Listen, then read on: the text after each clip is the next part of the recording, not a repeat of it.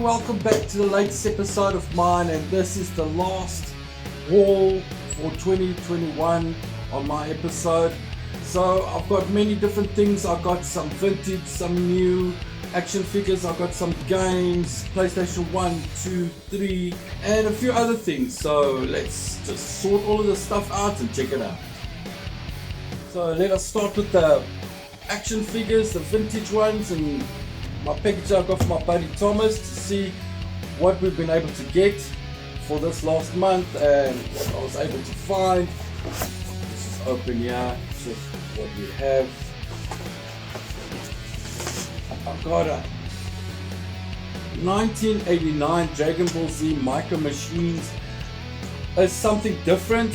I didn't want it at first, but then after a while I thought let me just take it because I don't have any Dragon Ball Z stuff, but it looks kind of cool and I like the fact that it comes from 1989. Very strange. And then another thing my buddy hooked me up with was this April O'Neil. Just put her over there. And then the last thing, like if you guys have been watching my episodes, know that I'm a big fan of Conan. So I got this NECA Conan, very happy about it. Always wanted a Conan action figure from this specific movie because it's one of my favorite movies. And then while hunting online, I was able to hook this TMNT Ride, vintage one though, and it's called Sewer Gas. There we go, very strange vehicle. When I look online, it's missing a few parts, like there's a flag it's missing. It's bombs on the side and in there, and there's another piece that comes on top, almost looks like the wings for the boat. But anyway, I think it's Shredder's Ride. Very cool, very strange looking thing. That's why I took it. Very glad I got it. So next on my list is Mosquito. Finally I was able to find him in this city.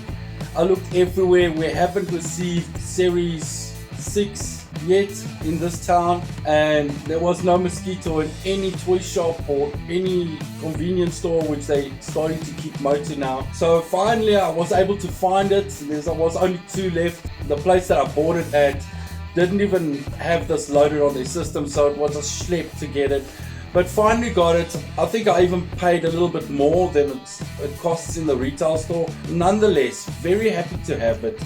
I've never had a Mosquito, not a vintage one, and if I have to buy it now today, it is extremely expensive. I think it's one of the best action figures that have come out this year so far, with all the different accessories, like the alternate head, which is totally different to the head that he has on there, with the attachments, the guns, the alternate hand. Very cool. I love it. It's amazing. It's one of my favorite action figures for this year. So let's move to the next topic. So what I have here is a whole bunch of PS2 games I was able to pick up this month. My first one, Soul Calibur 2. Big fan of fighting games. I love the Soul Caliburs. I've got a couple on PlayStation 3 and PlayStation 1, so yes, PlayStation 2 always take it. Another game that I was able to find, which means a lot to me, is Gun. It's almost like a cowboy GTA game. I love it, but it takes a long time to play it, with all the maps and all the places got to go, digging for gold and shooting bandits and all that. American Tail. Bought this game. I thought it was going to be a cool child adventure game, but it sucks.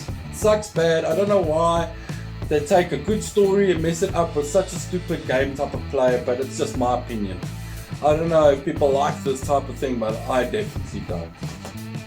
Another one that I picked up next to nothing was a cool score, James Bond 007 Nightfire. Don't know it, never played it, but always a good game to have for the collection. Maximo and the Army of Zin.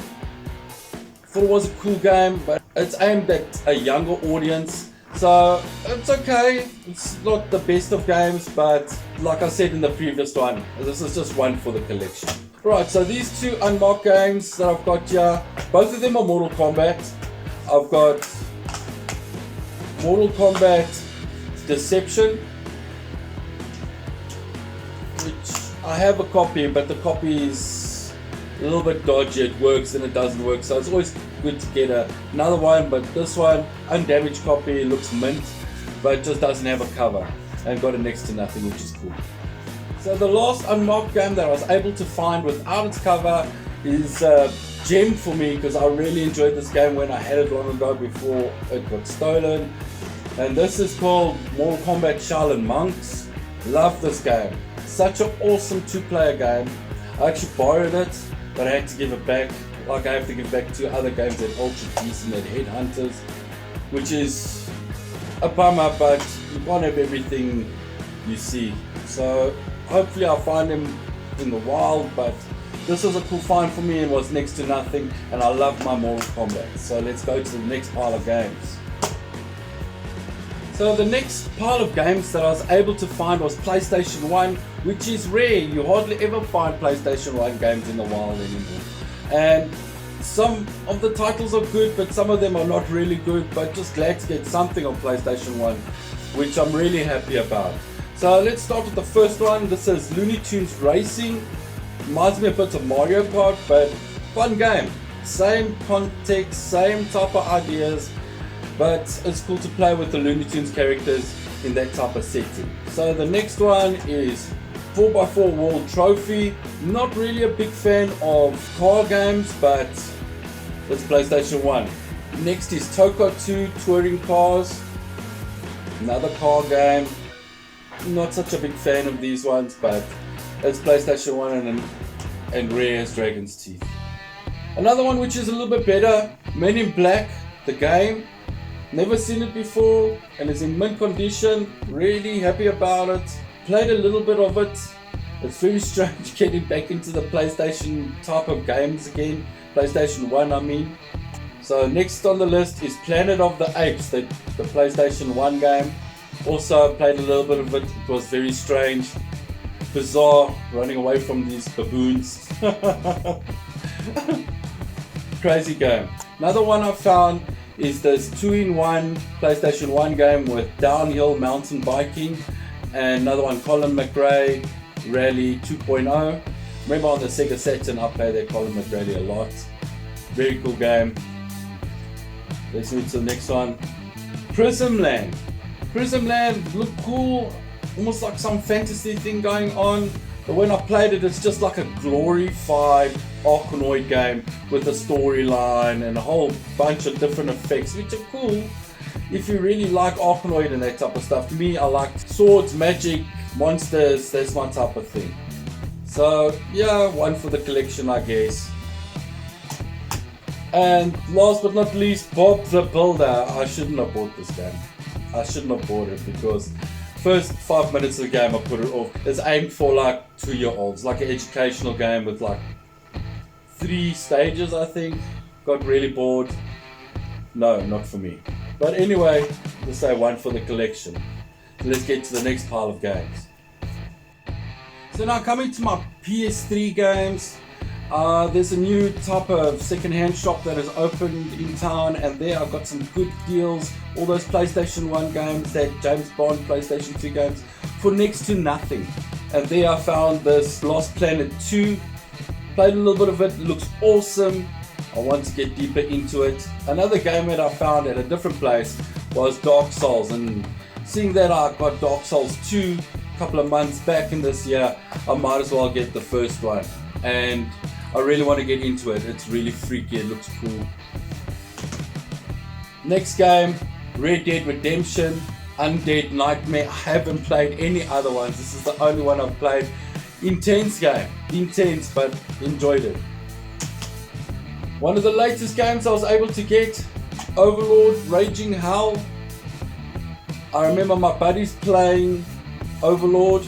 This looks like the original game with an expansion in it. But I remember long ago my buddies playing it and it looked fun. Almost reminds me a bit of medieval, that type of feel long ago for PlayStation 1. Love to get those games back. But nonetheless, happy to find this, can't wait to play it. And last but not least, got this on a sweet deal, Time Crisis 4, little box set with the gun and the game. So now I can get a lot of games that work with guns. which is really cool find. Really cool find. Happy about this. And we come to the end of all the gaming on this video, and there's still a few more things, so stay tuned. So last but not least, finally we come to the last two items on this episode. I found this zapper, not in good condition, but it's not broken as well. When I was looking at it, I noticed that it said on the gun itself Lethal Enforcers, and I remember Lethal Enforcers is a game that came out long ago on the Sega, because my buddy Llewellyn had it. Big up Llewellyn.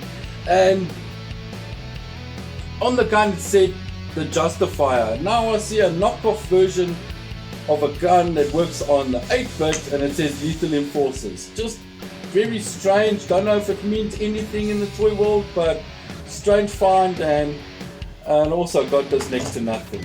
Another cool find. I love my game books. This is 1982 game book, The Warlock of Firetop Mountain, published by Piffin Books. Very cool. I love these game books. I started long ago when I was very young, and all these games, all the crazy pictures, and if you make decisions, go to this page, go to that page, these monsters and fighting and skills, and more like Dungeons and Dragons. Love it nonetheless, and I'm very happy to get it, to add it to my collection of game books. So finally, this brings us to the end of this episode, which wraps up the whole year of all my videos and all my things that I do. I hope you guys enjoy the content, and a big shout out to all my buddies and friends who support me out there, and a big shout out to Thomas, Warren, Llewellyn, and also all the goblins in the Toy Goblin VIP group, Stephen in Taiwan, Stephen in Canada, to Ian and Malouise, to Carl, to my family, and everybody else that gives me support. Love you guys, and it wouldn't be possible without you. So big up for the next year, and thanks for all the support. Cheers guys.